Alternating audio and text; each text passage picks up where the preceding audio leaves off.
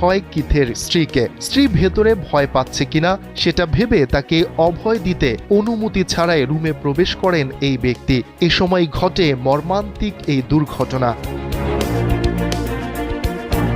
সংবাদ মাধ্যমটি আরও জানায়, স্ত্রীকে অভয় দিতে অনুমতি ছাড়াই রুমটিতে ঢুকে পড়েন কিথ। সে সময় এমআরআই মেশিন ছিল সক্রিয়, আর কিথের গলায় ছিল বড় আকৃতির একটি ধাতব চেন। শক্তিশালী চুম্বক ক্ষেত্রের কারণে রুমে ঢোকার সাথে সাথেই চেইন সহ কিথকে ভেতরে টেনে নেয় এমআরআই মেশিন। এতে মারাত্মক আহত হন তিনি। এরপর সেখান থেকে তাকে দ্রুত বের করে হাসপাতালে নেওয়া হলেও শেষ রক্ষাটা আর হয়নি। চিকিৎসাধীন অবস্থায় স্থানীয় সময় বৃহস্পতিবার দুপুরে মারা যান তিনি।